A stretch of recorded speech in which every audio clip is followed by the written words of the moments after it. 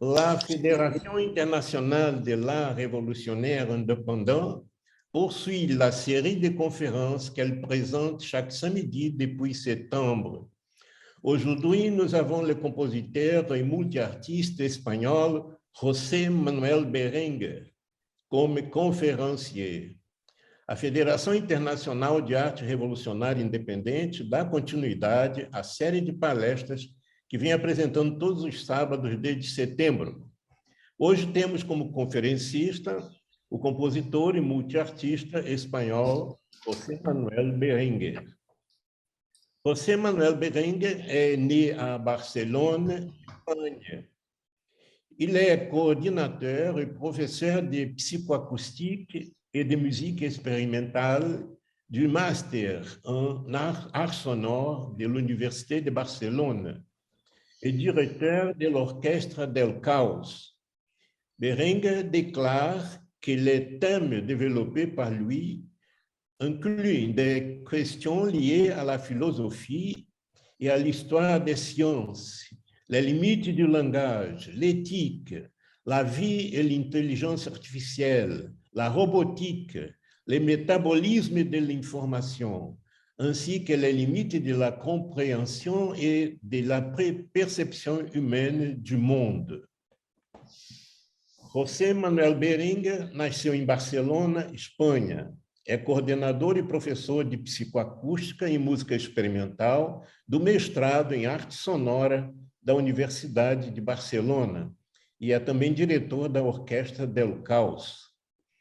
Berenguer afirma que os temas desenvolvidos por ele incluem questões relacionadas à filosofia e à história da ciência, aos limites da linguagem, da ética, da vida e da inteligência artificial, da robótica, do metabolismo da informação, bem como aos limites da compreensão humana e da percepção do mundo. Alors, avec la parole, maestro José Manuel. Merci beaucoup, Jorge, et merci beaucoup à tous pour être ici. Et je m'excuse de ne pas avoir pu être dans toutes les conférences. Et je manquais trois en réalité. Et bon, c'est parce que je n'ai pas pu, mais ce n'était pas du tout parce que je n'étais pas intéressé. J'étais très intéressé. Et, je voulais parler un peu de ma dernière œuvre, mais quand même, je vois que je dois quand même faire un petit parcours. Et c'est pour ça que je voudrais commencer en vous faisant confiance, en disant que beaucoup de mes œuvres découlent des questions que je me pose sur la nature de l'intelligence et de la vie. Et je pourrais dire que ces matières parcourent mon travail, en fait. Et de ma position d'artiste, cependant, j'évite d'agir comme un scientifique, même si j'essaie de me tenir au courant des études que les chercheurs mènent dans ces domaines, et dans d'autres qui pour diverses raisons m'intéressent, voire me passionnent. Vie et intelligence sont liées dans un domaine qui me passionne aussi beaucoup, et c'est celui de la confluence entre perception et cognition. En particulier, je pense maintenant à l'impossibilité structurelle pour nous, êtres vivants, d'avoir une image exacte du monde qui nous entoure. Nous ne pouvons pas atteindre son essence. D'abord parce que nous ne sommes pas ce qui nous entoure et il nous est impossible d'en faire l'expérience. En réalité, une image c'est quelque chose, d'un objet routinier, d'un animal, n'est pas la source d'où elle vient. L'image de la chose n'est pas la chose. Nous entrerions ici dans des questions profondes de phénoménologie dans lesquelles je n'ai pas l'intention maintenant d'approfondir pour les moments. Même si je devrais souligner que dans notre discipline artistique de base, les sons, la distinction entre la chose qui produit les sons et l'expérience qui nous, les entités dotées des capacités cognitives en avons, a historiquement été esthétiquement très pertinente. Parallèlement à cette particularité ontologique, il arrive que nos instruments perceptifs et cognitifs, peut-être pourrions-nous les appeler analytiques, présentent de sérieuses limitations. Nous élaborons donc des théories qui parfois se rapprochent assez des choses, mais jamais assez pour se sentir satisfait.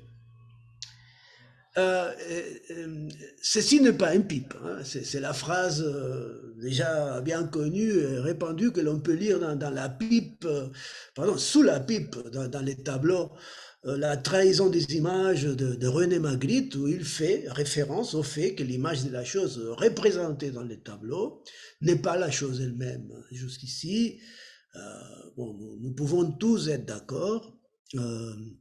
Cela peut sembler un mot d'esprit de l'artiste, mais Michel Foucault parle longuement des implications profondes de tout cela dans les textes qu'il titre précisément de cette façon, c'est-à-dire ceci n'est pas une pipe, non? L'existence même du texte du philosophe montre clairement qu'en plus de l'image du tableau avec sa pipe et de la phrase qui l'accompagne et la pipe elle-même, il y a un troisième élément. Et c'est l'image mentale que l'on se fait de la pipe elle-même, l'image de la pipe et aussi du texte représenté dans les tableaux.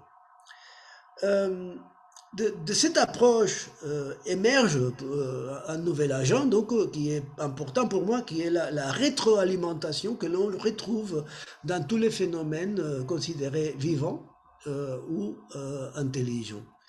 La rétroalimentation peut nous conduire à une saturation caractéristique de tous les phénomènes récursifs qui ne présentent pas d'une condition de sortie. Il est clair qu'entre ces trois éléments, de toute façon, il y a une distance. Et ils ne sont pas les mêmes.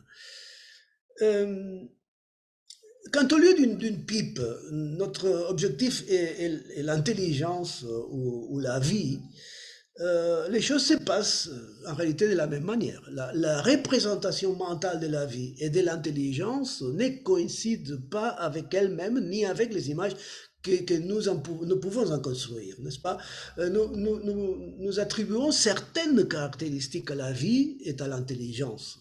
Les astrobiologistes s'accordent à dire que dans les explorations extraterrestres qui auront sûrement lieu plus tard, nous pourrions très bien rencontrer une forme de vie que nous ne saurions pas reconnaître comme telle. Et cette idée m'a toujours fasciné car elle met en évidence la relation entre nos expectatives sur ce que nous devrions trouver et ce qui existe réellement dans un certain contexte et peut s'y trouver.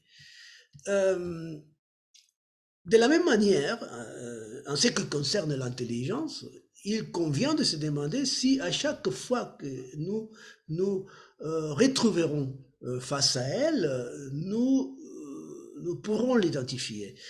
C'est ainsi que moi, je fable, je rêve, j'imagine, même si ce n'est pas, si ce ne peut pas être vrai, que mes œuvres sont parfois vivantes, et d'autres fois, même capables de reconnaître, voire d'interpréter les sens des parties du monde. Et en tout cas, ce qui est certain, c'est que beaucoup parmi mes œuvres réagissent à certains aspects du monde. En, en réfléchissant sur le travail que je vous présente aujourd'hui, je me rends compte que je pars d'une idée que j'avais déjà utilisée auparavant et que je ne voyais pas un rapport avec ce travail jusqu'au moment où j'ai dû mettre en ordre mes idées afin de les expliquer. Il s'agit d'un phénomène connu depuis des siècles appelé oscillation couplée. Il est bien connu que les champs et les émissions lumineuses de certains animaux, ainsi que leurs neurones, sont synchronisés et dans des situations pathologiques où il n'y a pas de sortie de ces processus de rétroalimentation, ils tendent à des états appelés d'hypersynchronisation, comme c'est le cas de l'épilepsie. Heureusement, ce n'est pas le cas du chant des grenouilles et le scintillement des lucioles qui, dans la présence d'agents extérieurs bruyants de l'environnement, auraient tendance à se stabiliser. Mais comme il y a ces agents, alors ils se déstabilisent. Et cela fait qu'il y a des situations d'ordre, désordre qui sont enchevêchées. J'ai déjà travaillé pour la première fois, au moins que je sois conscient, avec les oscillateurs couplés dans un travail qui s'appelle Lucy, sin nombre y sin memoria. Là, il y a 64 éléments qui sont électroniques, c'est des pièces électroniques. Chacun est attentif aux éclairs produits par des éléments électroniques de la même nature qui sont dans son voisinage. Ainsi, dans la structure de ces 64 lucioles, apparaissent des zones où il y a un scintillement qui sont stabilisés à un déterminé moment en temps et qui, du fait de la topologie du réseau où elles se trouvent, finissent par se déstabiliser pour se stabiliser à nouveau dans d'autres zones ou peut-être dans leur proximité. Le résultat global de cette situation est l'émergence de scintillements sans motif clair, mais qui ne se produirait jamais de manière complètement aléatoire selon une distribution uniforme ou même aléatoire, mais pas asymétrique. Je vais vous montrer, partager l'écran de quelque chose qui devrait... Voilà, non, c'est pas ça. C'est ça? Bon, j'espère que oui. Sinon, je reviendrai en arrière. Si, c'est ça. Voilà, ça c'est Lucie. Ça c'est les lucioles. En réalité, cela a pris des autres formes. Et voilà, c'est arrivé à être comme ça. Même comme ça. Et voilà, ici il y a les parties, disons, les parties essentielles, ça c'est luciole. Ici il y en a 3, ici il y en a 5, c'est la première structuration, c'est cette structuration d'ici. Alors vous voyez qu'ici il y a une luciole centrale, et alors il y en a 4 qui sont périphériques.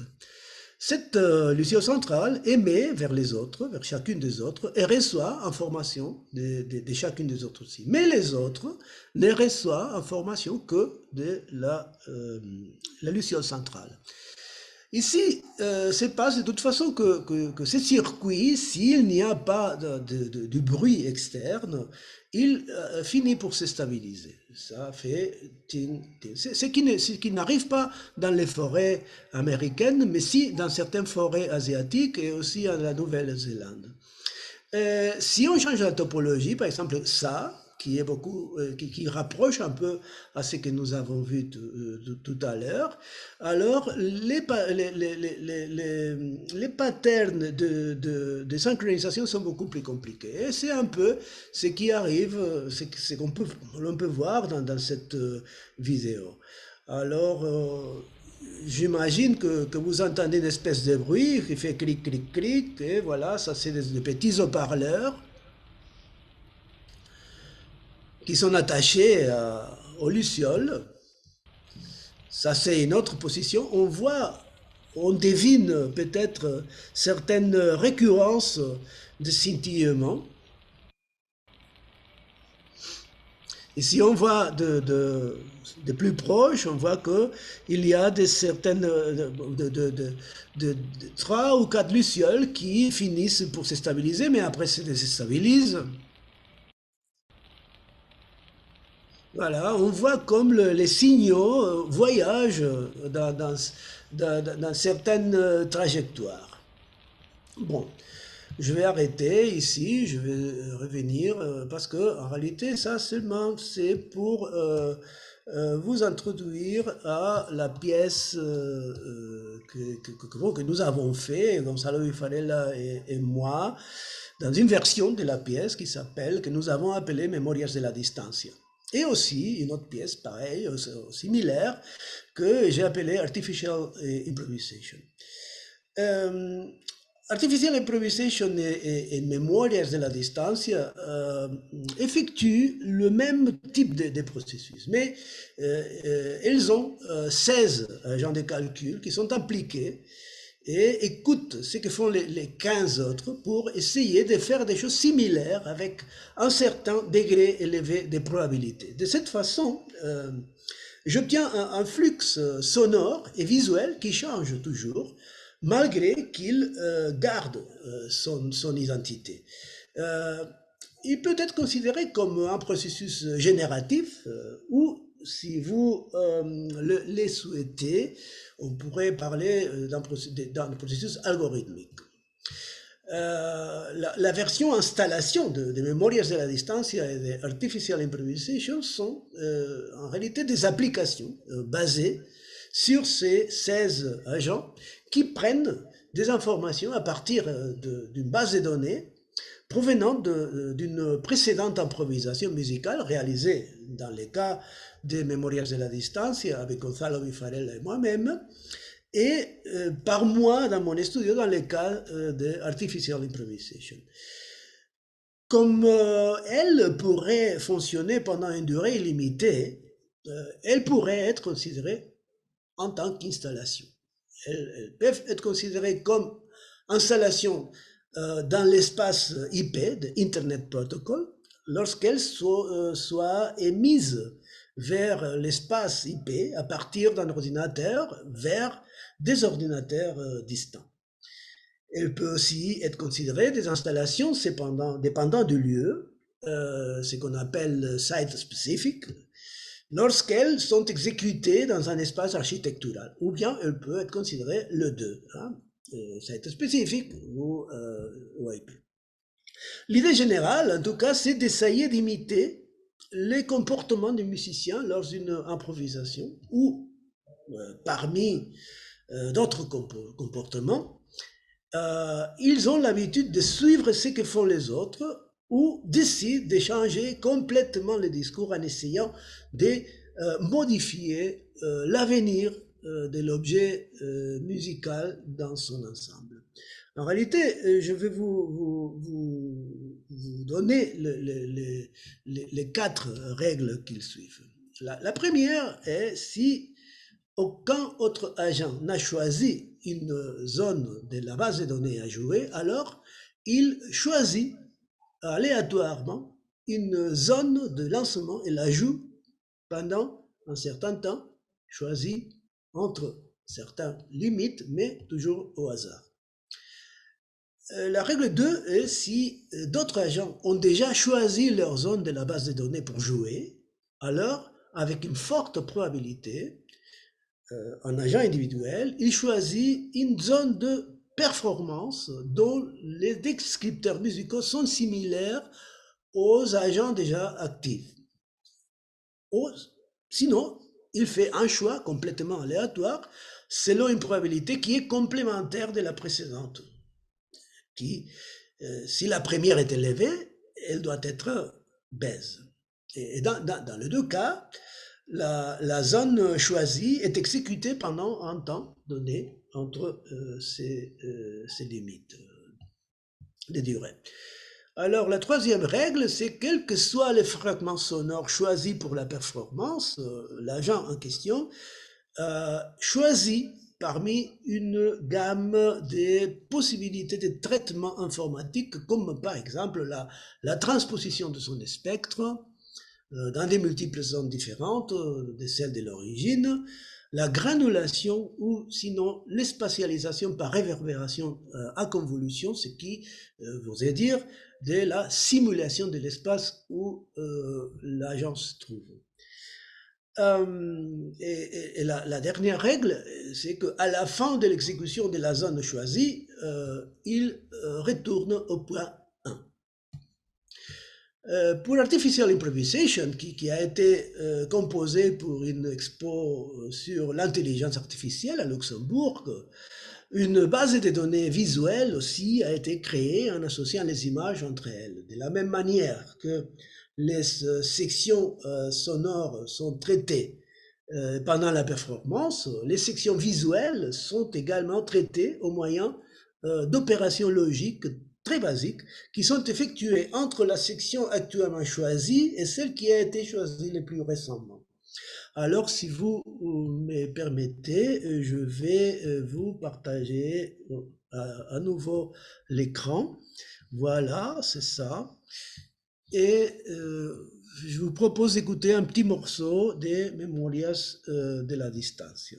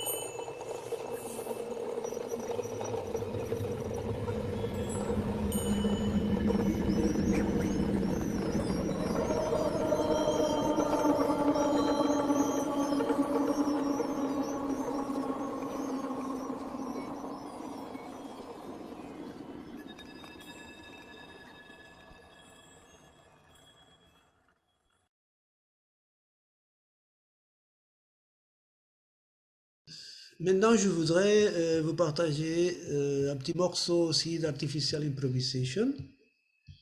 Par exemple, là.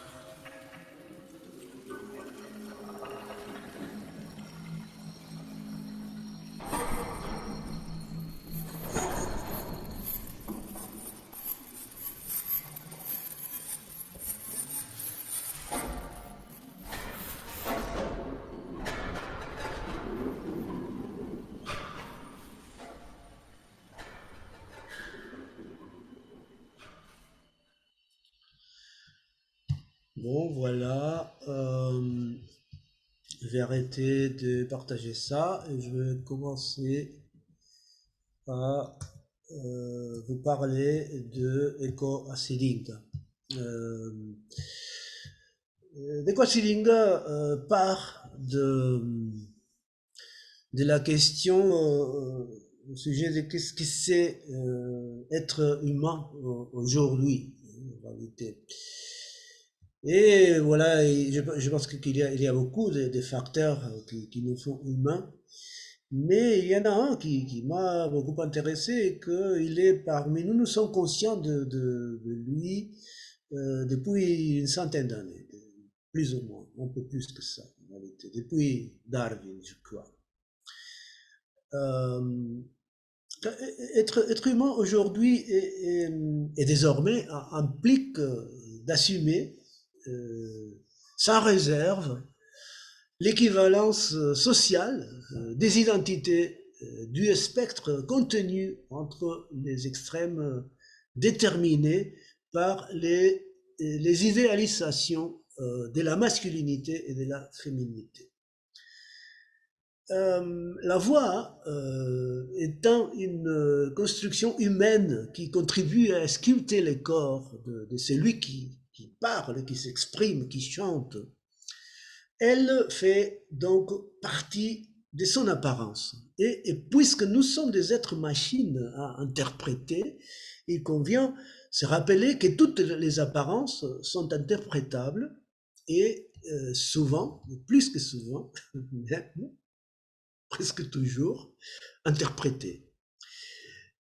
Si la configuration de sa voix est déterminante dans la construction du corps, les langues plutôt, et ces sons sont déterminants dans la construction des cultures. D'où l'intérêt allégorique d'Eco-Asilinga, qui est le nom de cette installation, pour les sons des langues.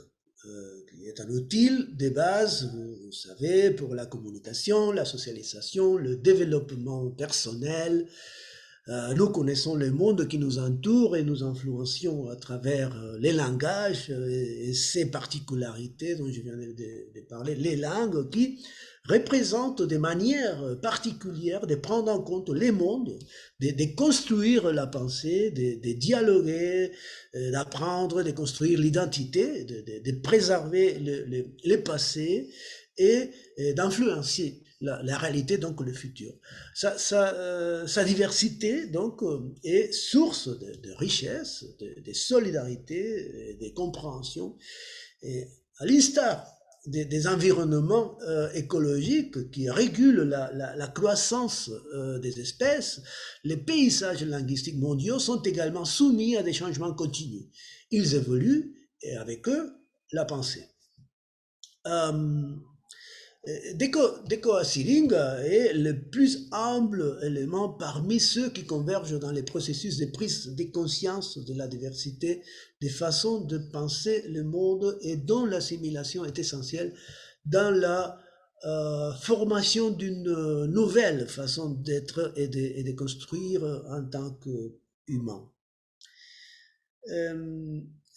Decoaciling est une installation sonore et visuelle présentée début octobre à Mixtour, festival des nouvelles créations sonores à Barcelone, où j'ai appliqué des ressources proches à l'intelligence artificielle dans la composition d'un flux musical et visuel en transformation continue, sans éléments formels résolutifs tout au long du temps de l'installation, construit dynamiquement à partir d'une base de données accessible dans l'espace IP, dont on parlait tout à l'heure, et composé des matériaux obtenus à partir de la lecture des mots de la littérature féminine mondiale, prononcés par diverses voix féminines en une soixantaine environ de langues. J'ai construit les images à partir du traitement graphique des textes dans les différentes langues et aussi des autres sources et les alphabets aussi, et leur comportement est réactif en temps réel, entre guillemets, à la production des sons. Malgré le changement continu des flux sonores et visuels que j'ai voulu générer, en conséquence des raisons éthico-esthétiques que je voudrais vous confier, je considère les problèmes dans cette pièce de la distillation de l'essence et du maintien de l'identité de l'œuvre d'art que, dans ces cas, j'ai essayé de réaliser au moyen de la manipulation des colorations timbrales des voix et de l'équilibre des images. À cet effet, les enregistrements des lectures et l'apparition des textes ont été soumis à diverses formes de traitement du signal, notamment transposition, juxtaposition, chevauchement, convolution, fragmentation, granulation et filtrage et aussi spatialisation. Je voudrais vous donner quelques signaux au sujet du contexte, parce que ça vient de loin en réalité, de beaucoup plus loin que Lucy. Lucy, c'est un travail des années de 2007-2008, mais ça vient de l'année 70, où je lis la compositrice et écrivaine féministe italo-uruguayenne, Mary Franco Lao, un livre qui s'appelait la musique strega, la musique sorcière. Hein. Et j'ai pris conscience dans ces textes que les caractéristiques différentielles des voix féminines sont inexplicables à la seule lumière de la science biologique. Cette écrivaine soutient avec toutes sortes de détails que les voix aiguës des femmes ne s'expliquent pas seulement par la taille de l'appareil vocal ou le volume de la colonne d'air vibrante, mais probablement si les voix féminines rivalisent en hauteur avec celles des enfants, c'est peut-être que ces enjeux culturels interviennent dans les phénomènes et les favorisent. Déjà de 1949, un chercheur appelé Fairbanks a démontré que les diminutions et les augmentations inattendues de la hauteur de la voix se produisent chez les garçons et les filles de 7 ou 8 ans. Nous appelons en espagnol ce phénomène gallos, parce que le son ressemble au chant du coq. Je ne connais pas le nom de cela en français ni en portugais, peut-être vous m'aiderez. La conclusion de l'étude, de toute façon, est que le phénomène n'est pas exclusivement lié au sexe. En fait, les recherches dans les domaines sociaux de la biologie révèlent la présence enfouie des rôles sexuels dans la structure de la plupart des musiques. Avant même cette lecture qui pour moi était révélatrice, c'était en raison de l'influence du contexte post-structuraliste dans lequel j'étais formé. J'avais toujours soutenu que la structure de la musique n'est pas innocente, que la répétition constante des structures musicales est compatible avec la résistance au changement évolutif inévitable, qui est une caractéristique essentielle, non seulement pas de la vie sur la Terre, mais aussi de la matière dans l'univers tout entier. Et cette résistance, les symptômes formels de cette résistance pourraient, de mon point de vue, même contribuer à l'induction de la construction d'un état général de mentalité dominé par la croyance enfantine et magique en un monde immuable et aimable, que l'univers est un lieu sans conflit. Il est frappant pour moi, il a été toujours frappant de constater que le véhicule musical des paroles des chansons apparemment progressistes ou même des ruptures avec l'ordre établi est presque toujours conforme à la théorie mélodique harmonique du 18e. Et il ne me semble pas cohérent, par exemple, que les paroles d'Anarchy in the UK, de Sex Pistols, puissent dire des choses telles que I want to be anarchy, and I want to be anarchy, oh what a name, and I want to be an anarchist, I get pissed, destroy. Ils disent ça avec un traitement mélodique et harmonique aussi prévisible qu'anachronique et conforme en très généraux à la tonalité de Rameau en réalité et ses contemporains. Cette bipolarité femme-homme, homme-femme ne se cache même pas derrière les formes de langage, comme l'on a précisé en la lutte contre les cryptomachismes, mais aussi derrière celle de la musique, du moins les plus traditionnelles.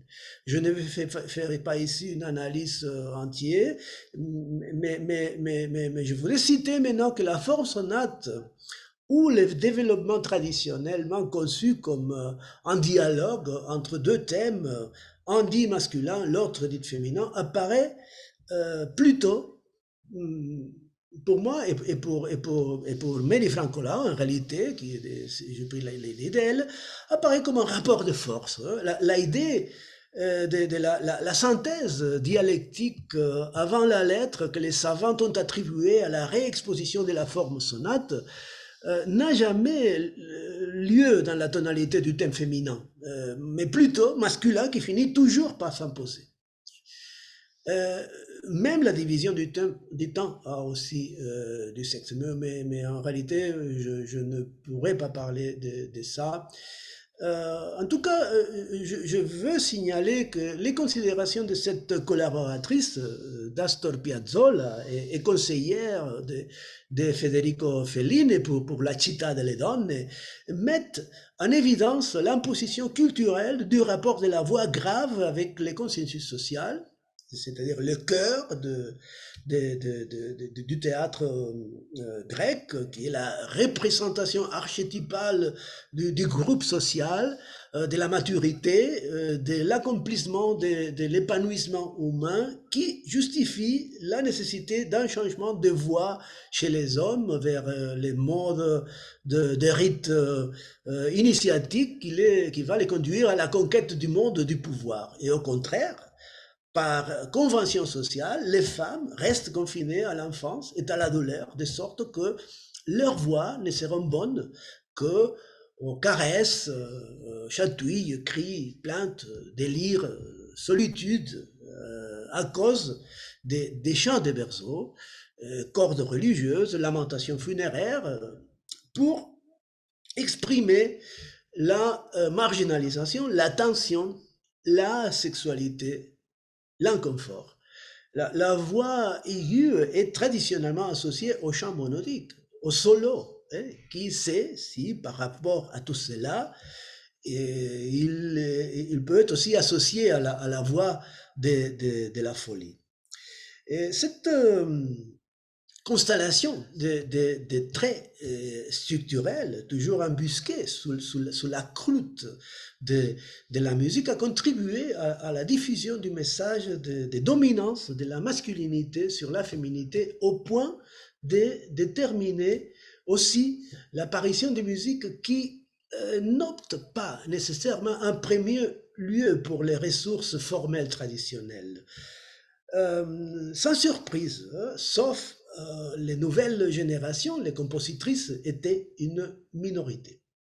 Compositrices et compositeurs, malgré nous, et nos tentatives de dépassement des barrières culturelles, objectif enfin déjà manifeste des créations qui vers le milieu du siècle dernier étaient classées comme nouvelle musique, bien que souvent de manière inconsciente, nous avons surtout tendu, et j'en suis convaincu de celui-ci, pour concevoir la musique selon des modèles masculins qui étaient les modèles dominants, marqués ces modèles par l'économie de l'attention, particulièrement pertinente dans des situations de concert où les pièces sont comparées et classées par les publics, les spécialistes. Nous avons consacré de nombreux efforts à perfectionner l'articulation temporelle du discours musical et ses formes cadentielles, précisément qui est le principal outil de directionnalité, d'aller quelque part,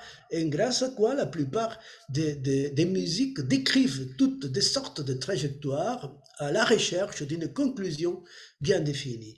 Et c'est pourquoi tant d'œuvres se caractérisent aujourd'hui par une opposition, si vous voulez, dialectique dans des domaines peut-être éloignés de la tonalité et de la mélodie, mais également aptes à établir des dichotomies si proches de la pensée rationalistes qu'elles finissent par en être le véhicule.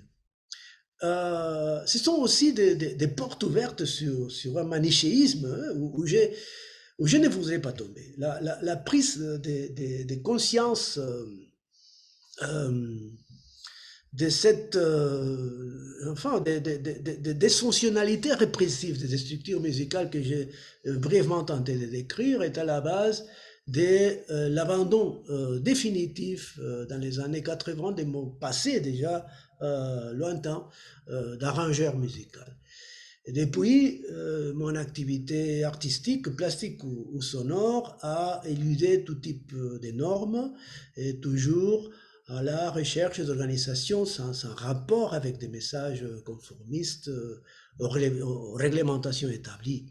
Et à moins que pour une quelconque raison impérieuse, cela m'est paru essentiel, comme par exemple pressentir que je ne les avais pas développés dans toute leur profondeur ou considérer leur utilité pour mettre en lumière certains aspects discursifs des créations. J'ai souvent hésité à même répéter mes propres conclusions méthodologiques. Aussi, lorsque j'ai vu des domaines de recherche et de création se transformer en mode à une autre époque presque inconnue, je me suis senti poussé à chercher des domaines plus inédits ou développer la créativité.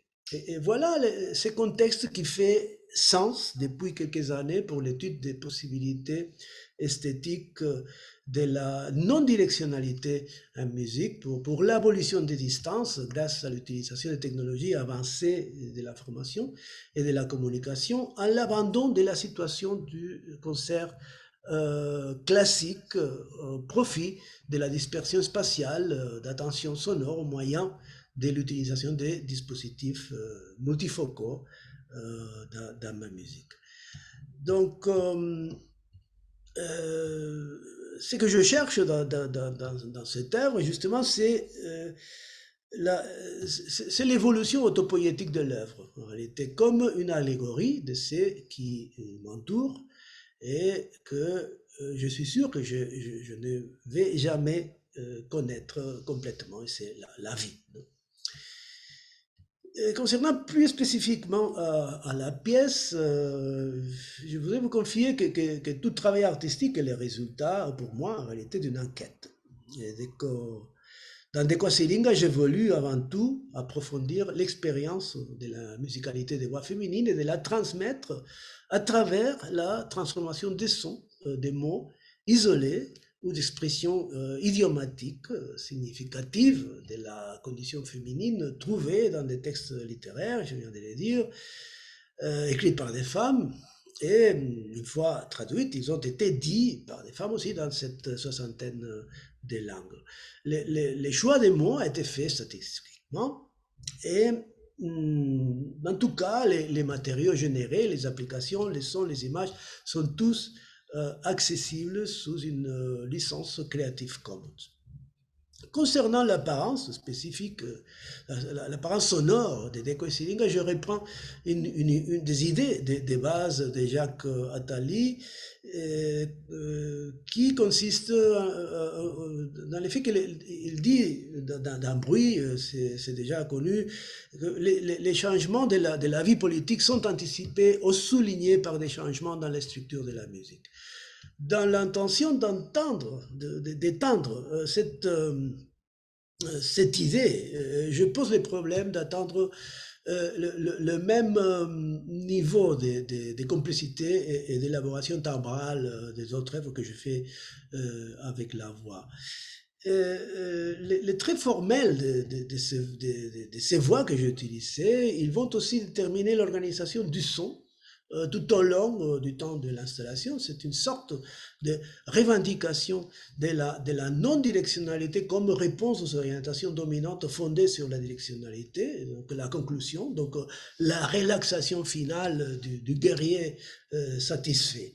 Donc, sa génération se poursuit en temps réel et sans segmentation temporelle concluante, comme c'est le cas de la plupart des installations que j'ai réalisées jusqu'à présent, où réciproquement personne n'est censé dépasser sa vie à attendre la conclusion finale. La décision de quitter l'espace d'installation n'est pas soumise au contrôle social habituel de la situation des concerts traditionnels. Mais en termes généraux, c'est quelque chose que, grâce à des stratégies spécifiques pour chaque cas, je pense avoir déjà réalisé en réalité. Pour moi, l'effet différentiel là, dans cette pièce, est désormais l'autopoïèse, c'est-à-dire l'autoconstruction de la pièce à partir des apports ou cours de son temps d'exécution. Les êtres vivants, en plus de la reproduction et de la sympoïèse, se caractérisent par leur caractère autopoïétique. Ils se construisent à partir des éléments trophiques qu'ils trouvent dans l'environnement dont ils font partie, et absorbés par leur clôture, c'est-à-dire la structure fonctionnelle qui les sépare du reste du monde et leur confère une certaine identité. Dans le cas des Memorias de la Distancia, la base de données sur laquelle la pièce a été construite contient une série fermée d'improvisations, 5, réalisées dans un temps limité.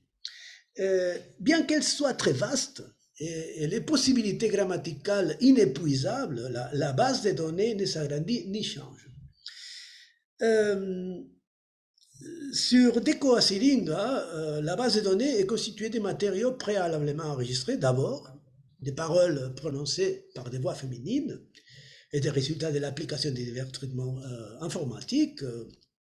Et c'est la même chose que dans Memorias de la Distancia, mais au fil du temps, à la suite d'une campagne d'incitation sur les réseaux sociaux où j'ai engagé plusieurs personnes intéressées par l'effet linguistique, la condition féminine et la marginalité des nouveaux enregistrements sont soumis à des manipulations informatiques, de sorte que la base de données, au fur et à mesure qu'elle reçoit des nouvelles entrées, se passe des plus anciennes. De cette façon, Deco Asilinga est une entité qui habite l'environnement complexe où elle grandit et dont elle se nourrit et d'une certaine manière elle vit. Je voudrais vous partager là quelques extraits des installations. Voilà, c'est ça. Bon, en réalité, ça c'est la page web que j'utilisais pour ramasser tous les enregistrements. Ici, les contributrices peuvent choisir de dire son nom ou pas, de mettre un pseudo ou non, de donner ses coordonnées par email ou non, parce qu'en réalité, il y a une question de privacité qu'il faut respecter. C'est pas important pour la pièce, donc c'est pas obligatoire du tout mettre cette information. Et de toute façon, ici, il y a quelques petites instructions que je vais vous résumer. Vous voyez ici, on nous prévient, on nous dit que Mas Palabras, ce bouton-là, il sert à obtenir des mots nouveaux, n'est-ce pas? Donc, bon, et ici, je peux choisir la langue dans laquelle je pourrais parler. Bon, d'abord, je vais revenir au castellano, voilà. Je puse más palabras, voilà. ¿Quieres que sea suyo? Y yo te respondo, la lluvia sobre el vidrio negro, sus regresos generacionales o generaciones ante el bisabuelo Nikita a... Et je peux enregistrer. Si j'enregistre, je suis demandé de permettre l'enregistrement. Et je continue. Su marido, y le prepara el Mediterráneo en la rieta de la cuadrar balances a los incrédulos, al viento me dice que entera, entrée entera, de mí salió entera, etc. Et je peux arrêter là. Et ici, il y aurait l'enregistrement, n'est-ce pas? Je peux l'écouter, je peux dire, bon, je suis d'accord. Su marido, il le prepara entera, entrée entera, de mí salió entera. Bon, en réalité, c'est pas important parce que je ne vais pas envoyer à Deco Asilinga ça, parce que ma voix, elle n'est pas une voix féminine, n'est-ce pas? Donc, je voudrais vous montrer, par exemple, l'aspect que l'installation a eu définitivement il y a quelques semaines à l'université Pompeu Fabra. Ça, c'est la salle de danse. Hein. Vous voyez, il y a un gros miroir, il y a 3 écrans. Un écran là, un écran dans le mur qui est reflété ici, et un autre écran dans ces murs. Et il y a 8 haut-parleurs, donc les gens peuvent se placer dans cette zone-là pour écouter, pour avoir une écoute, disons, multifocale de tous les mots, parce qu'en réalité, les voix viennent de partout. Elles ne viennent pas d'un endroit, elles viennent de l'entour, n'est-ce pas? Voilà, ça c'est l'aspect des photos, encore une autre photographie, une autre panoramique, voilà, il y a quelques panoramiques. Une autre panoramique, voilà, ça c'est peut-être un peu des travaux faits avec les textes. Ça c'est un écran que j'ai choisi de mettre pour donner un peu de couleur à l'ensemble, parce que sinon c'était trop noir et blanc. Vous voyez, il y a des traitements qui donnent l'impression de donner quelques volumes, parce qu'en réalité c'est des objets en 3D. Voilà, encore ça, enfin c'est pas important ça. Et voilà, ici il y a, disons, les schémas, le monde des contributrices, le monde de l'installation au sujet du serveur, et après, disons, la présentation d'un endroit. Euh, si, il y a quelque chose que je voulais quand même vous dire. On peut aussi contribuer dans la pièce, mais ça n'était pas possible à cette version-là, qui est l'improvisation euh, live avec un outil que Gonzalo et moi, nous avons utilisé pour faire las memorias de la distance. Ça est appelé Netty Magnet Face, c'est un outil programmé par Miller Packard, les concepteurs de Max et de Pure Data. Et voilà, ici, il y a les instructions à suivre pour disons, connecter à la à la- à l'installation, disons, parce qu'en réalité, cette installation était mise par ces canaux, mais aussi par YouTube, de la même façon que autre pièce, n'est-ce pas? Bon, alors, je vais vous faire écouter quelques petits morceaux. Par exemple, celui-là, attendez, bon, je vais mettre ça, ça part d'ici.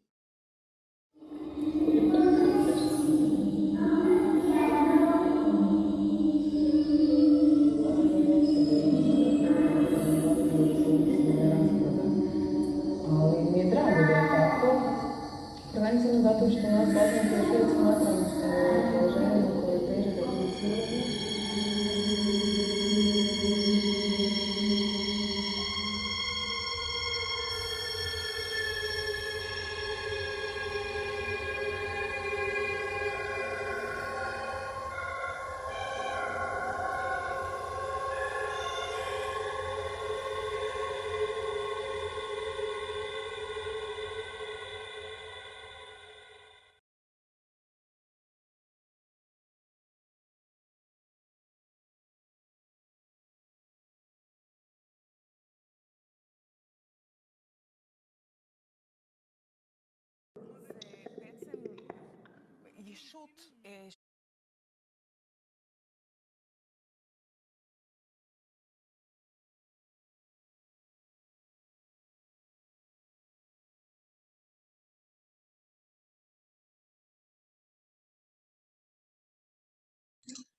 Microfone. No, no estoy escuchando, ¿soy yo solo o es...? No, no, era todo el mundo, era mi culpa. Perdón, perdón. Non, maintenant vous m'écoutez, n'est-ce pas? Excusez-moi, c'était moi, je silenciais mon microphone pour ne pas vous empêcher de l'écoute, mais maintenant j'ai commencé à parler, et voilà, j'ai oublié ça. Ça, c'est, disons, le streaming qui a été envoyé à YouTube pendant toutes les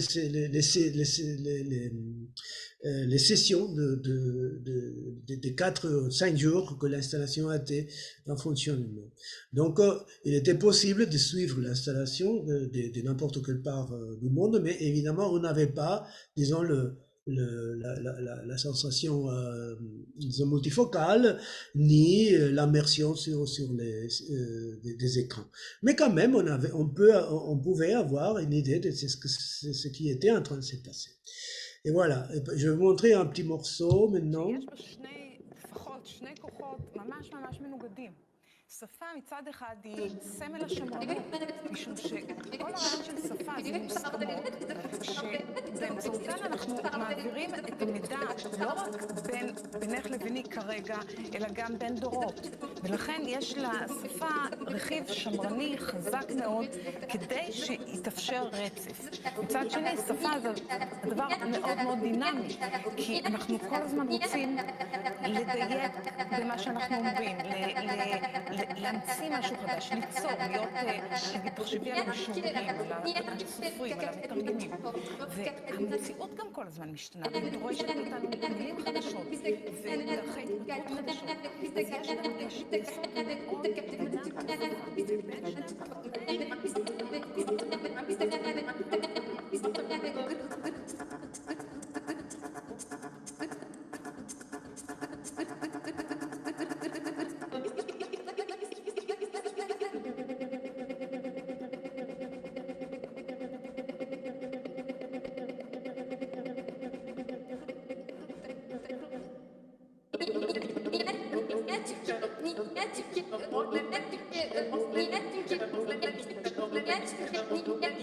ובין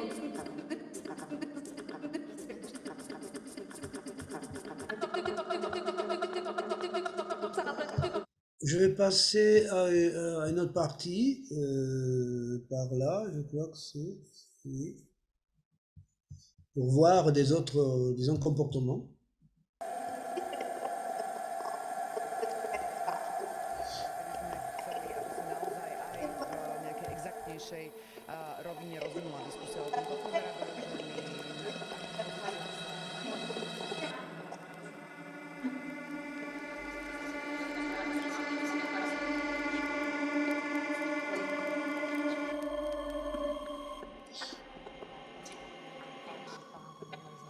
жалпы мынау сауаттылық жағынан да қазақ әйелдері орталық азия мемлекеттерінің ішінде көш бастап қуантарлық жайт.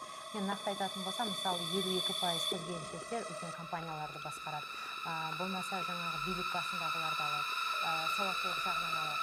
59% студенттер қыз баласы.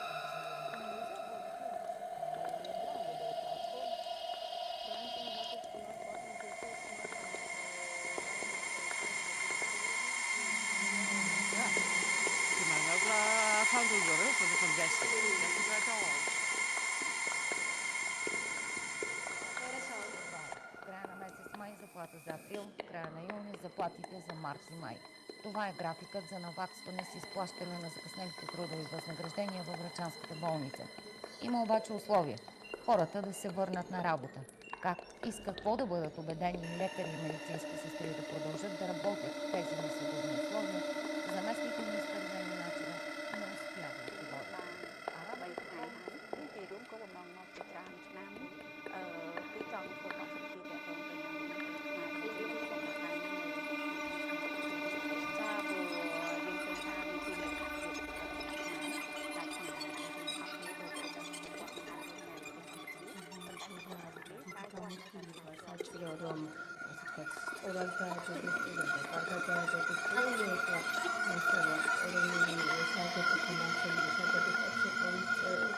Начева не успя да отговори. სხვა კუთხით განიხილვა უღვინეს და აქ ასე თქვათ ნამდვილი პროფესიონალიზმი არის ჩართული და არა მაქვს ერთმანეთის დაკავშირება, იმიტომ რომ ამ ჩემი დაკავშირება შეიძლება რომელიმე კომპანიასაც დააისახოს და ასე თქვათ მარტოხებული ხალხისთვის ამი აღარ გავუწევს.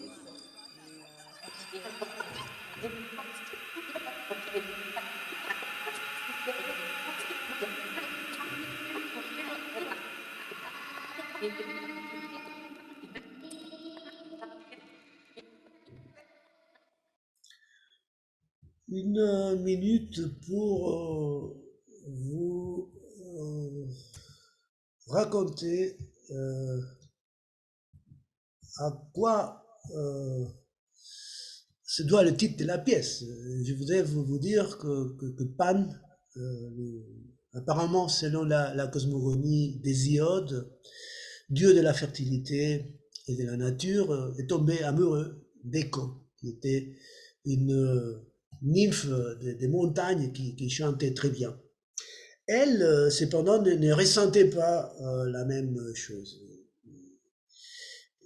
Pan, qui était incapable d'accepter le rejet, l'a fait tuer et ce reste ont été dispersés à travers la terre. Il y a une autre histoire qui involucre Zeus aussi, mais je suis resté avec cette-là. Rhea, la terre-mère, les a reçus, et la voix d'Écho qui a été laissée avec les fragments de son corps répète les derniers mots prononcés. Et donc Siling était une nymphe de l'Arcadie qui, lorsqu'elle fut aussi poursuivie par Pan, lorsqu'elle descendait du mont Lycée, elle s'enfuit avec horreur et voulut se cacher dans la végétation du dieu fleuve Ladon, qui l'a transformée en roselière pour sauver son identité, son intégrité. Et Pan, qui était incapable de la trouver, n'entendit que le bruit de la roselière déplacée par les vents.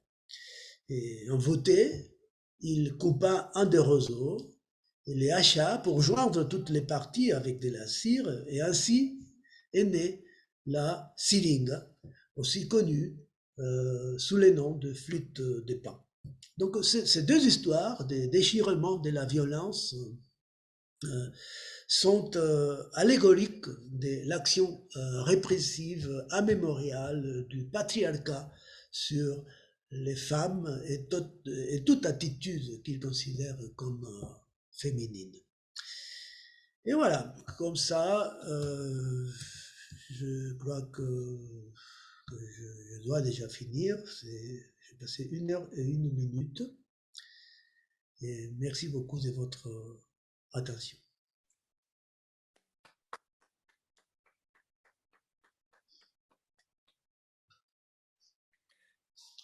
Muchas gracias por esta presentación, José Manuel. Muchas gracias. Felicitaciones, José Manuel, por los belos trabajos y la interesante charla. Yo te pregunto una pregunta. Los algoritmos o los circuitos que dan origen a los sonidos son los mismos utilizados para la creación de las imágenes o no? No exactamente. O sea, son un poco diferentes porque digamos que el tratamiento de los sonidos es digamos, por medio de métodos, digamos, tradicionales, ¿no? Mientras que el tratamiento de las imágenes se hace por operaciones lógicas. Es decir, son operaciones lógicas de tipo y, o, y exclusivo, perdón. O sea, operaciones lógicas muy simples que ponen en relación la muestra de imagen actual con la muestra de imagen anterior. Pero claro, no me pareció, no me gustaba utilizar la granulación en las imágenes, por ejemplo. Prefería utilizar otro tipo de algoritmos. Así que no son exactamente los mismos, ¿no? Okay. Bien. ¿Preguntas? ¿Comentarios? Sí. Primero agradecer realmente, siempre digo que aprendo, me siento muy motivado cada vez que lo escucho a José Manuel contarnos sus experiencias, ¿no? Que hemos tenido la suerte de tenerlo varias veces aquí contándonos eso y compartiendo. Siempre lo digo que con mucha generosidad comparte todos sus trabajos. Me interesó muchísimo, por supuesto, la explicación de Siringa, que yo ya venía leyendo y siguiendo, de Eco a Siringa, esta obra, y me interesó muchísimo cuando habló de que todavía en las construcciones discursivas de la música actual están estas secciones opuestas que reflejan ese pensamiento racionalista y por ende ciertas estructuras, repiten ciertas estructuras de poder, lo cual me hace reflexionar mucho sobre el mismo modo que yo mismo tengo de trabajar, y eso me parece bueno, ¿no? Porque a mí encontrar una conferencia que no me plantee un cuestionamiento general me aburre, en este caso me desafía, me parece muy bueno. Me gustaría que después, si puede, profundizar un poco en eso. Pero a la vez hay una parte que, soy honesto, un poco la hemos discutido también ya con José Manuel. Él utiliza un término que a mí jamás me atrevería a decir que no me convence, pero me deja alguna duda, que es cuando habla de la no direccionalidad en las obras.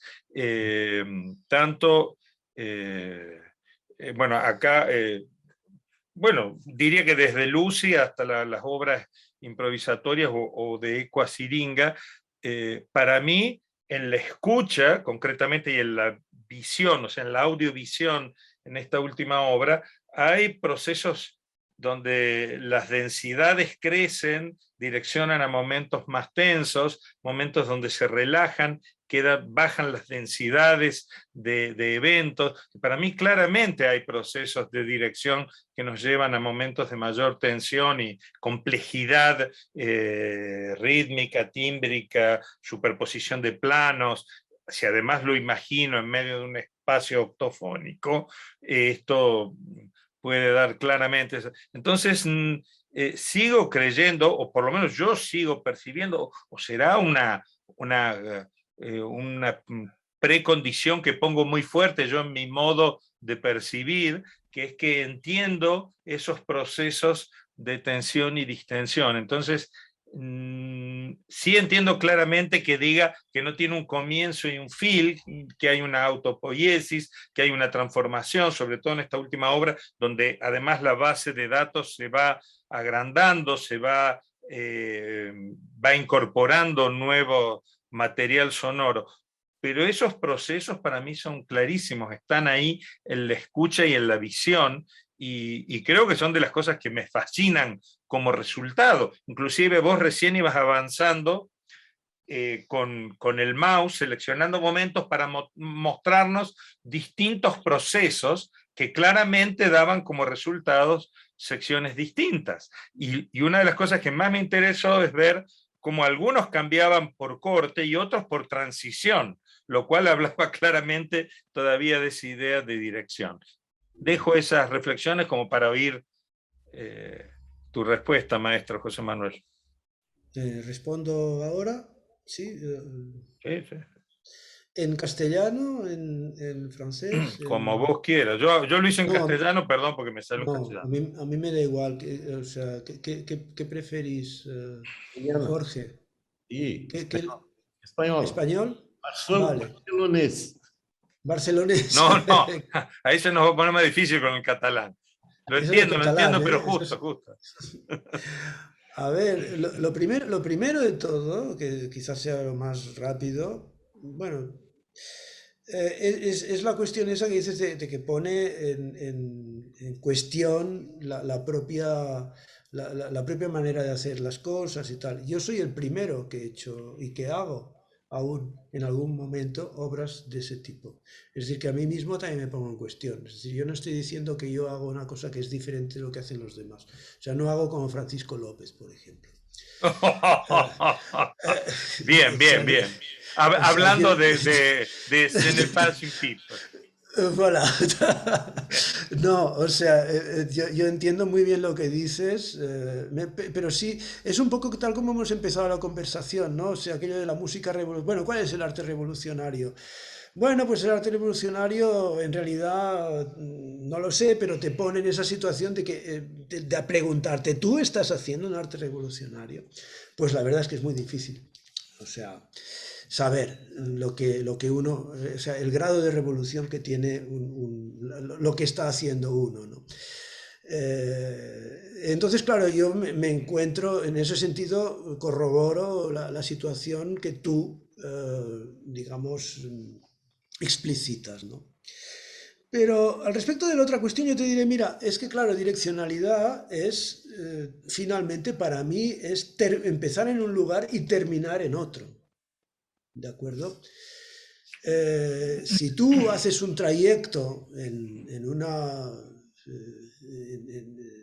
un lugar al otro, de todas maneras, ese trayecto va a subir, va a tener ciertos desniveles, ¿no? Va a ser una montaña que va a subir, luego va a bajar, vas a descansar, no vas a descansar, pero es un poco la idea, al menos, en fin, para mí, de que esa idea de Machado, o sea, de que no hay camino, se hace camino al andar, ¿verdad? O sea, eso es lo que yo considero importante y por eso no hablo de la direccionalidad de ir a un determinado punto. Me da igual el punto a donde vamos, o sea, lo que me importa es moverme. Esto quizá la cuestión de la direccionalidad te la puedo explicar un poco más desde un punto de vista más técnico. Bueno, más que técnico, o sea, tú sabes, el movimiento browniano, que se descubre, digamos, en los movimientos de partículas que son atacadas por Sí, moléculas. sí, sí. Claro, cuando una molécula de gran energía toca una partícula, la partícula se va para allá, es decir, la partícula va a un sitio distinto de donde está. Pero luego viene otra partícula y le da un golpe y la manda para allá.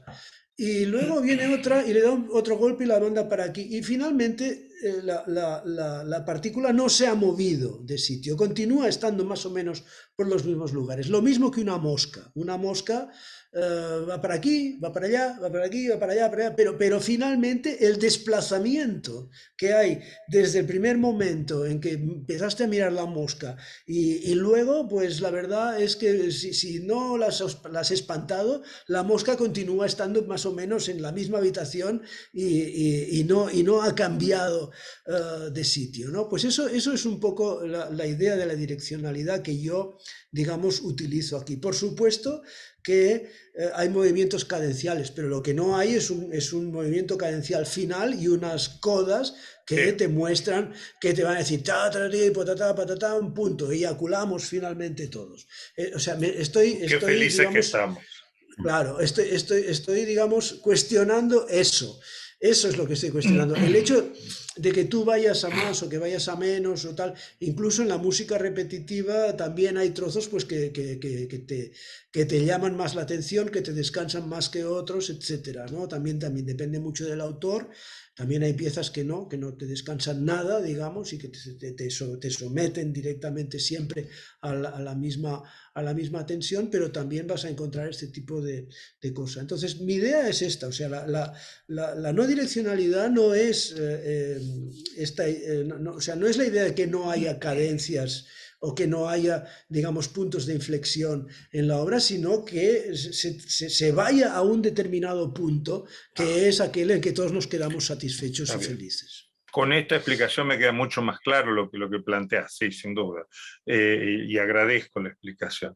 Y después, antes de pasar la palabra a otros, así no hablo tanto, pero me impresionó mucho y muy bien los momentos en donde generabas en esta última obra, y tal vez en los últimos ejemplos que mostraste, donde se mezclaban distintos procesos sobre las voces femeninas, que en general eran particiones muy pequeñas de la voz, más momentos como de grandes frisos extendidos tímbricamente, que estaban de fondos, que se notaban claramente, por más que lo estemos escuchando no en ese espacio rodeado por los parlantes, que eran claros los planos, y además una voz que se escuchaba diciendo un texto en cualquier idioma, ¿no?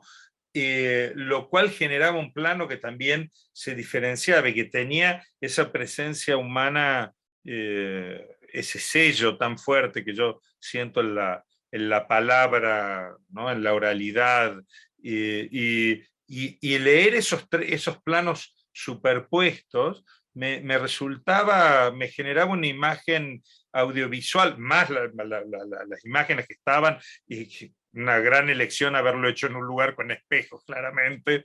Entonces, me generaba un mundo realmente fantástico, así que chapó verdaderamente, ¿no? Felicitaciones, José Manuel, por eso.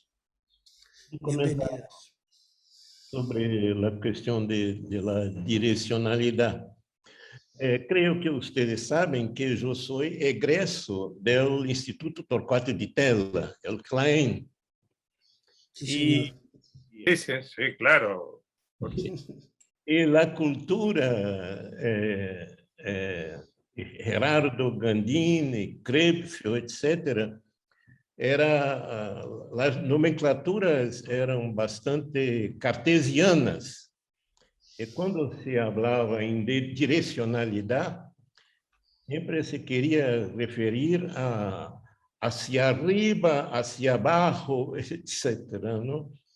Entonces, yo creo que en estos tipos de planteamientos hace falta siempre un glosario, definición de los términos. Es esto. Bueno, yo creo que tienes mucha razón, ¿eh? O sea, yo utilizo el término, la cuestión de la direccionalidad, por ejemplo, en relación a algunas obras, digamos, de la vanguardia norteamericana de años 40, 50, 60, Cage, Earl Brown, etcétera. Ellos utilizaban la direccionalidad del sentido que yo la utilizo, digamos, ¿no? O sea, y claro, ya sabes que evidentemente esa escuela, si se puede llamar escuela, que no era escuela, pero bueno, en fin, Morton Feldman, esa gente, digamos, utilizaba una nomenclatura que no era para nada la nomenclatura, digamos, europea y que de alguna manera pues, es lo que crea ¿cómo se dice? Este cortocircuito terminológico claro, que sí, que yo creo que a Gonzalo también es una de las razones por las que le preocupa el término y cosa que yo en realidad entiendo perfectamente. Lo que pasa es que yo, aunque pueda parecerlo, no soy nada académico, es todo lo contrario. O sea, no he aprendido música en ningún sitio, digamos, ha sido así, ahora voy para aquí, ahora voy para allá, ahora no sé qué, ahora tal, y entonces, pero estoy de acuerdo en esta cuestión de glosario para que, en fin, para que nos pongamos de acuerdo en qué términos y cómo llamar a las cosas. Precisamente es un tema Claro, que me importa mucho. sí. Me Sí, parece buena la acotación de Jorge porque Sí, eso es sí. tal vez cómo ponernos de acuerdo. Yo cuando en la charla privada que tuvimos hace creo que un mes atrás, algo así, con José Manuel sobre ese tema, yo le decía, claro, yo estoy sin duda influenciado, no puedo decir que haga una música como la de mis maestros, pero sin duda el maestro que me marcó en el tema de sentir la direccionalidad fue Luciano Berio, y él siempre me decía, acordate que manejamos sonido y el sonido siempre estamos generando un manejo de energías, ¿no? Lo llevamos a momentos de tensión y de distensión, sin necesidad de hablar de, claro, está clarísimo tu idea de la cadencia, pero esa idea de que siempre estamos manejando las densidades, las complejidades, eso es lo que nos da en el discurso momentos de tensión y de un reposo necesario para repensar, elaborar, resentir y avanzar, ¿no? Pero me encanta que tengamos una conversación sobre estos temas. No sé si anda por ahí, porque ahora he perdido la visión de Gabriel, que sí, supongo sí, que también podrá sumarnos también su visión sobre esto. no, es muy interesante. Lo necesitamos los músicos para poder explicarnos a veces, por ejemplo, en esta conferencia, cuando estamos con un colega, es decir, cuando hablamos de la música. Y yo supongo que los artistas plásticos también. Y reconozco que acá, en este concepto de direccionalidad, es muy interesante porque se plantea un problema que al hablar, por ejemplo, con otra gente, con los otros con estudiantes, había una confusión con esto. Por eso creo y adhiero a lo de Jorge, en cuanto cuando empleamos palabras, por ejemplo, ir a la acepción exacta y muchas veces nos manda a la ciencia, y en la ciencia hay una división bastante interesante entre lo que es direccionalidad y lo que es linealidad. Y yo creo que aquí se ha confundido un poquito, pero no por la música, yo también lo confundo en la música, pero ir a la ciencia es muy interesante porque me parece que lo que Gonzalo hablaba de esos momentos, de distintos cambios, de eventos distintos o de transformaciones, son cuestiones lineales, multilineales, pero la direccionalidad, como parece ser en el universo, no lo sabemos, es una sola. Hasta ahora el universo que nosotros sentimos, la direccionalidad es una, por más que suceden muchas líneas y contralíneas. Entonces, nada, es mi humilde aporte a esta enorme discusión que es buenísima, porque no es solo discursiva, sino es muchas veces cómo podemos hablar o pensar de estas cuestiones muy complejas que se dan, por ejemplo, en la música. Nada, quería agregar eso. Sí, no, me parece muy ajustado lo que dices tú. Es que, claro, es que yo también hablo de linealidad perdón, de direccionalidad en el mismo sentido que Jorge y Gonzalo lo entendieron. ¿Entiendes? O sea, en mi caso, o sea, también lo mezclo. En este speech, digamos, no, siempre hablaba de la misma cosa, pero claro. otras veces hablo, en fin, como tú estás diciendo, digamos, ¿no?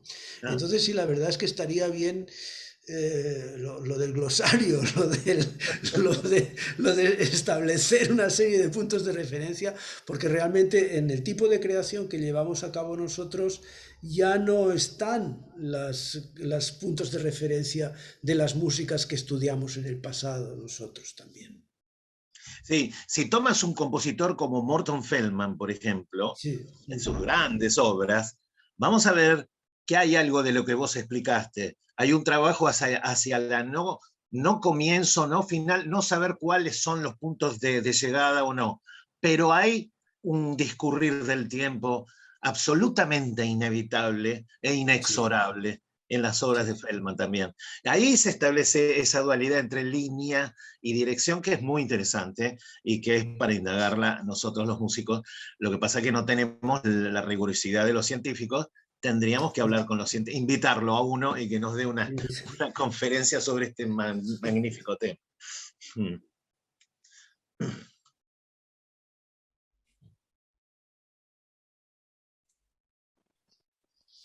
Bueno.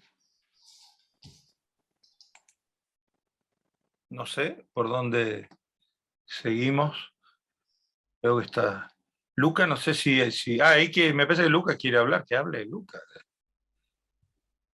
La palabra está abierta. Hola, Lucas, no te había visto.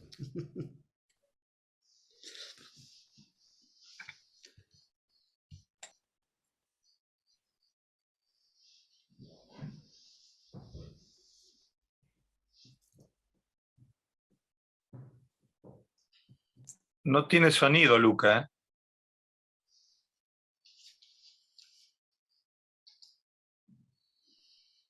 Luca, no te oímos. Ti Ahora manca sí. il suono, Luca. Non, je viens d'écouter Luca.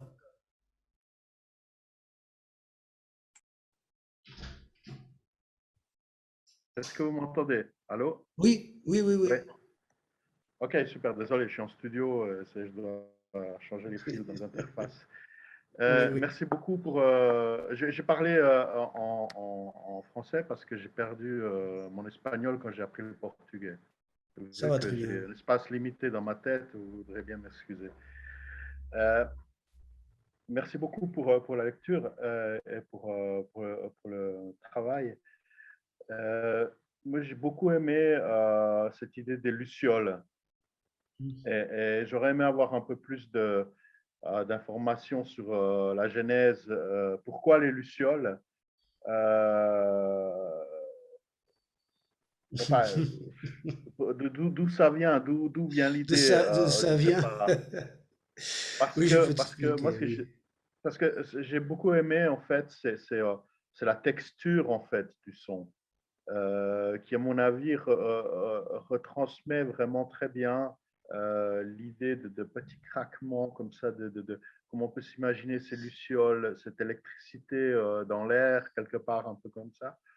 Et j'ai trouvé, d'une part, que ça retransmettait bien l'idée qu'on pourrait se faire. Enfin, moi, j'ai jamais entendu une luciole de ma vie, mais j'imagine, et justement dans l'aspect cognitif.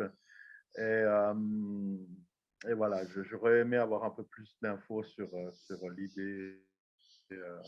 Et aussi, juste l'idée d'improvisation artificielle, j'ai trouvé génial. Parce que en ce moment, on parle beaucoup d'intelligence artificielle, mais qui est ni intelligente ni artificielle, par ailleurs. C'est une nouvelle forme visiblement d'exploitation. Hein, il n'y a pas de nuage. On parle de nuage, le cloud. Il n'y a pas de cloud. C'est tout à fait matériel. Ce n'est pas immatériel du tout. Et par rapport au travail, au travail, enfin le travail des travailleurs, vu que c'est ce qui nous concerne, c'est une exploitation totale du travailleur. Avec l'algorithme, avec les apps, par exemple, je prends un exemple, désolé, hein, je pars en discours politique, mais vu qu'on est là pour ça, par exemple, l'exploitation des travailleurs qui servent, qui viennent livrer la nourriture. Il s'est basé sur une app qui les fait travailler, mais visiblement, il y a des... C'est optimisé, c'est fait en sorte que c'est juste le trajet qui est pris en compte pour le paiement. Donc, le travailleur, il est là toute la journée et il n'est pas payé pour ce qu'il fait, en fait. Donc, c'est une exploitation totale du travailleur. Quant au cloud et tous les matériaux qui sont utilisés pour l'intelligence artificielle, on est en plein extractivisme. Ça veut dire au même titre qu'on a exploité le coton, enfin j'en passe des meilleurs, l'or hein, au Brésil, à Minas Gerais et d'autres qui ont d'ailleurs financé la révolution industrielle, pour fermer la parenthèse, mais on est en plein là-dedans. Donc, par rapport, moi, que j'ai entendu improvisation artificielle, enfin, il y a bien sûr tout l'aspect de l'intelligence artificielle qui est ni intelligente ni artificielle, comme je disais, mais quel est le contexte aussi par rapport à l'improvisation artificielle? Voilà. Désolé, c'est un peu long, mais bon. Voilà. Non, mais on va commencer par les lucioles, d'accord? Oui. Bon, quand je suis rentré de Bourges aux années 90, je recommençais à travailler au département de psychiatrie de l'hôpital, de la faculté de médecine, où j'avais fait mon post-degré.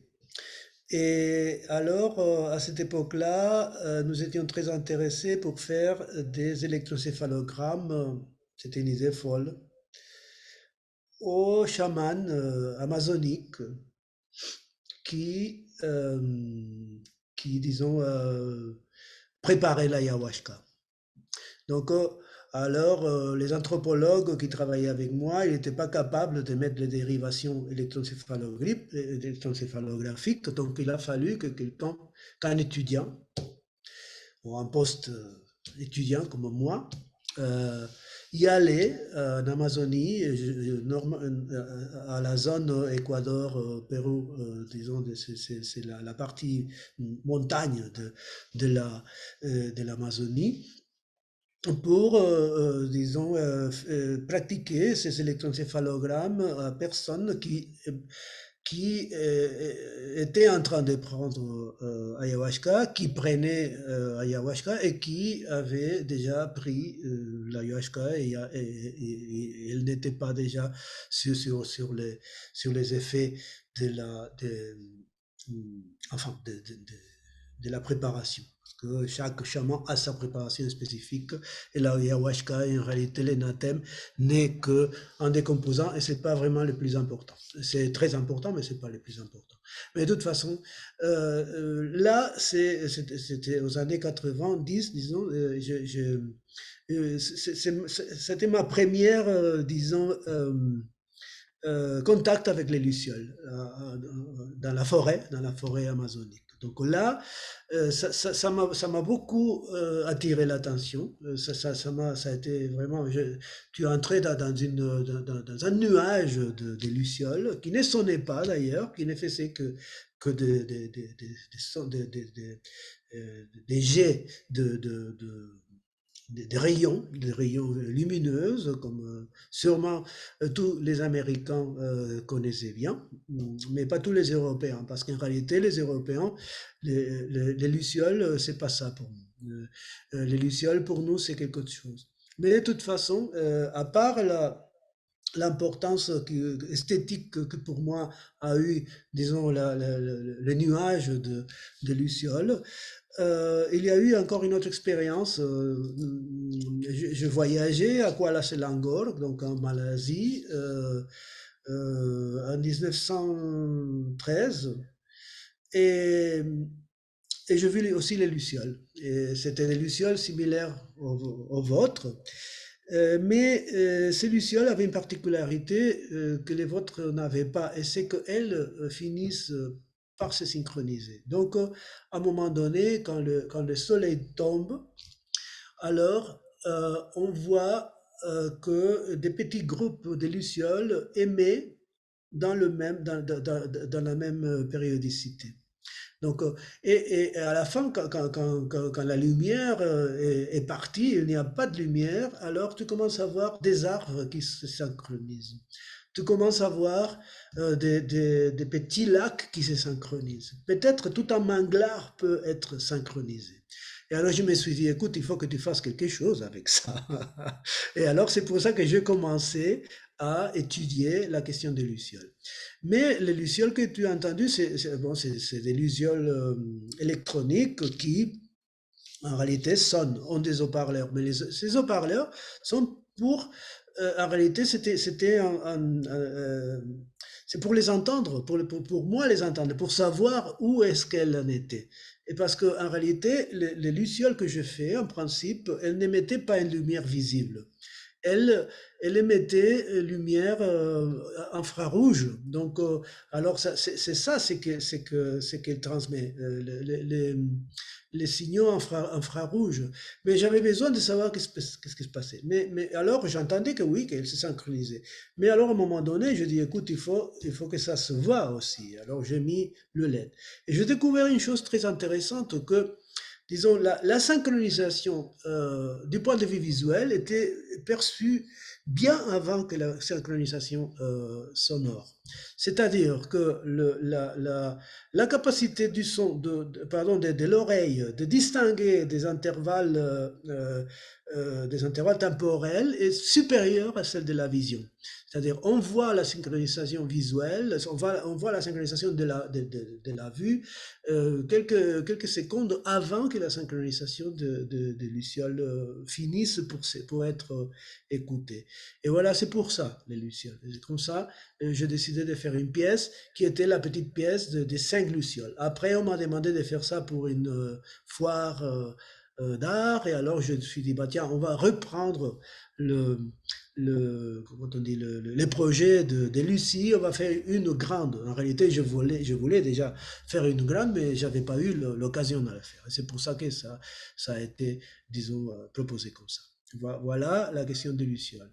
Alors la question de l'improvisation, alors appeler ça improvisation artificielle, ça a été un jeu de mots, parce que en réalité, la pièce a été faite avec la même application qui a produit la Memorias de la Distancia faite avec Gonzalo. C'est la même. La seule différence, c'est que je fais une improvisation moi-même, et c'est avec cette improvisation que l'application marche. Donc, pourquoi j'appelais ça impro artificiel? Parce que l'expo était une expo à Luxembourg qui était censée être dédiée à l'art réalisé avec l'intelligence artificielle. Donc je fais un jeu de mots et je pense exactement la même chose que toi, de dire, bon écoute, ni artificiel, ni intelligence, enfin qu'est-ce que c'est que ça? C'est-à-dire, en réalité, j'étais toujours très, comment on dit ça, très critique avec certaines terminologies, comme par exemple la terminologie de temps réel. Pour moi, c'est quelque chose qui, en réalité, cache un désir d'être Dieu, en réalité. C'est-à-dire, nous prenons quelques terminologies parce qu'elles nous poussent vers la transcendance, n'est-ce pas? Et peut-être nous ne sommes pas tellement transcendants. Mais quand même, donc, je ris un peu de cette histoire de l'intelligence artificielle. J'étais toujours intéressé par les questions techniques de l'intelligence artificielle, parce que ça m'intéresse, disons, ça m'intéresse les fonctionnements du cerveau, ça m'intéresse beaucoup les algorithmes qui sont capables de faire de certaines choses. Mais comme toi, je suis critique avec cette dénomination. Mais c'est pour ça que je dis, bon, écoute, l'histoire qu'on faisait avec les enregistrements avec Gonzalo, on pourrait dire que c'est une espèce d'improvisation entre des agents computationnels. Et alors je me suis dit, bah tiens, on va leur proposer cette pièce qui est Artificial Improvisation. Voilà. José Manuel, Merci beaucoup. pero Je t'en prie. nous sommes des créateurs, alors nous sommes des petits dieux. Ah oui, mais petit, hein, petit quand même. Je suis tout à fait d'accord avec toi. Et en réalité, oui, tous ces rêves de faire des choses vivantes, des choses intelligentes, tout ça, c'est des rêves de Dieu quand même. Mais il faut accepter notre petitesse, c'est ce que je voudrais dire, non? Donc, alors, c'est pour ça qu'il faut même rire de soi-même et dire, oui, nous sommes des dieux, mais quand même, être Dieu, c'est pas quelque chose, c'est pas tellement gros comme on nous l'a fait croire. Très bien. D'autres questions, d'autres interventions? Non, je voudrais seulement ajouter que peut-être la musique, c'est artificiel. Oui. Oui, oui. Alors, si nous n'avons pas plus des interventions, des questions, nous pouvons commencer à arriver à la fin de notre rencontre. Et je voudrais, avant de terminer la session, demander des idées, des volontaires qui puissent donner des conférences dans la nouvelle série en mars-avril de l'année prochaine. L'année prochaine sera une année très compliquée. Au Brésil, nous aurons des élections présidentielles. En France aussi. Et je pense que 2022 sera une bonne année pour des discussions politiques et pour que nous puissions étudier comment l'art, notre travail peut s'insérer dans cette question du progrès, du socialisme, de la révolution, etc. Voilà. Bien. Oui, moi j'avais, si je peux, hein, j'avais l'intention de proposer quelque chose. Je ne sais pas encore si c'est une bonne idée, mais j'avais envie de travailler sur l'extractivisme, en fait, dans la continuation de ce que je disais tout à l'heure, justement par rapport à l'intelligence qui est ni artificielle ni intelligente, et puis de travailler là-dessus. Pourquoi? Parce que d'une part, ce que j'ai vu, c'est que il y a une volonté dans les sujets qui ont été présentés de travailler sur le lien au support de l'artiste, hein, en tout cas dans les pays qui le peuvent, je parle peut-être de l'Europe, qui doit être étatique. Mais il y a aussi beaucoup de fondations privées qui existent, qui supportent les artistes. Et pour ma part, je ne le vois pas comme un problème. Voilà, ça c'est un peu la direction. Mais pourquoi extractivisme? Parce que justement, je pense qu'il y a un lien que je souhaite développer là autour, en fait, entre, disons, cette triangulation entre le travail de l'artiste comment il est supporté dans le XXIe siècle, comme il y a eu dans tous les siècles, hein, par l'Église ou d'autres. Et puis, comment cela aujourd'hui a à faire avec l'extractivisme. Et pourquoi nous, en tant que artistes, quand on accepte des bourses, mais même de l'État, hein, finalement, Oui, oui, on fait partie d'une sorte de colonisation. Par exemple, moi, je suis suisse, je suis italien aussi, mais je suis suisse. Et si je reçois, par exemple, une bourse de Prolvetia, j'ai un travail, j'ai une responsabilité sous une forme de colonisateur, quelque part. Pourquoi? Parce que derrière moi, enfin, on voit toujours les artistes au fond, hein, mais après, derrière moi, il y a toute l'économie qui va venir, par exemple au Brésil, hein, où j'ai déjà travaillé. Et quelle est la responsabilité de l'artiste dans ce contexte-là? Et donc, l'extractivisme. Voilà. Donc, ça, c'est mon travail. J'aimerais présenter un truc là-dessus, quoi. Luca, je pense qu'il n'y a pas de problème avec nous avons besoin des sponsors, soit des sponsors privés ou de l'État. La seule chose que je crois nous ne pouvons pas accepter, c'est le dirigisme, non? De faire des concessions. Si on a la liberté pour créer, nous pouvons quand même utiliser les armes des ennemis pour détruire l'ennemi. Voilà. Perdón, me pregunto, seguimos grabando todavía, ¿no? Sí, sí. Bien, bien. Vamos. ¿Todos entendieron lo que...? Sí. En lo personal, creo que el sistema capitalista, cada vez que ha habido esos intentos de atacarlo, ha terminado deglutiendo e incorporando todas las manifestaciones a su mercado, ¿no?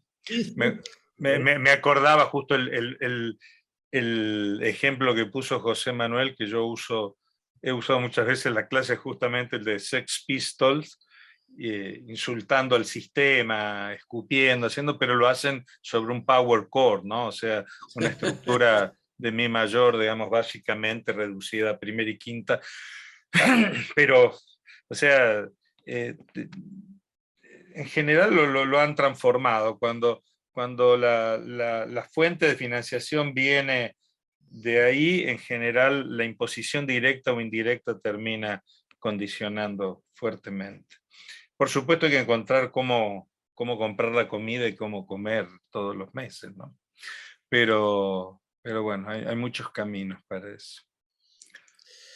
Bueno. Adorno nos habla de este tema. Claro. Sábato habló mucho de eso también, ¿eh? Claro. El escritor argentino. Entonces podemos decir chao. Buenas fiestas. Buenas fiestas.